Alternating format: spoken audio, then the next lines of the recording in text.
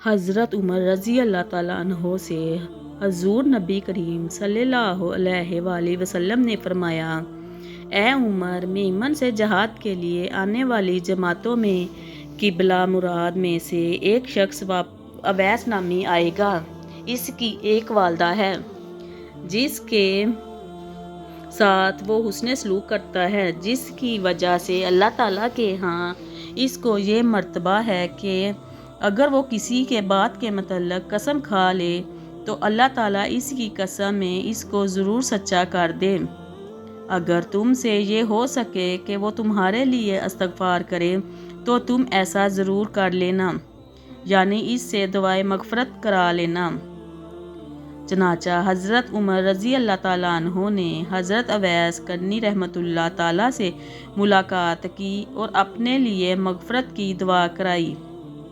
فائدہ: جب کسی سے دعا کے لیے کہا جائے تو اسے چاہیے کہ تکلف نہ کرے اور تواضع کو عار بنا کر دعا سے انکار نہ کرے۔ ذرا سی زبان ہلانے میں کیا بوجھ پڑ جائے گا۔ ہمارا کام ہے اتباع سنت کو ملحوظ رکھتے ہوئے دعا کرنا۔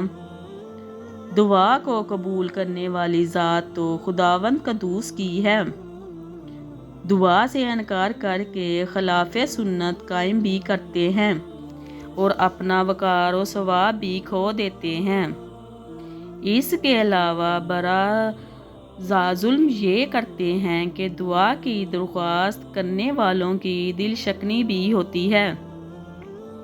اس لیے خود بھی اپنے چھوٹے بڑے سے اپنے لیے دعا کی درخواست کرتے رہنا چاہیے، اور اگر دوسرے چھوٹے بڑے ہم سے دعا کی درخواست کریں تو بخوبی قبول کرتے ہوئے اس کے لیے حسب منشا دعائے خیر کرتے رہنا چاہیے۔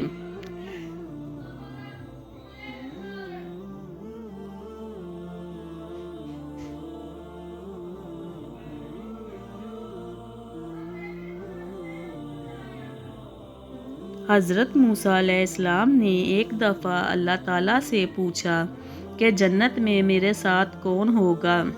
ارشاد ہوا، فلاں قصاب ہوگا۔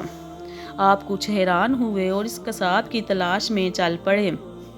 وہاں دیکھا تو ایک قصاب اپنی دکان میں گوشت بیچنے میں مصروف تھا۔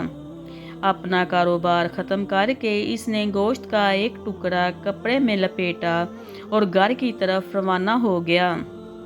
حضرت موسیٰ علیہ السلام نے اس قصائی کے گھر کے بارے میں مزید جاننے کے لیے بطور مہمان گھر چلنے کی اجازت چاہی۔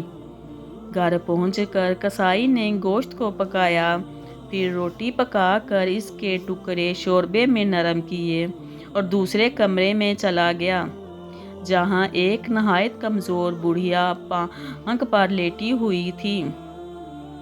قصاب نے بامشکل اسے سہارا دے کر اٹھایا اور ایک ایک لقمہ اس کے منہ میں دیتا رہا۔ جب اس نے کھانا تمام کیا تو بڑھیا کا منہ صاف کیا۔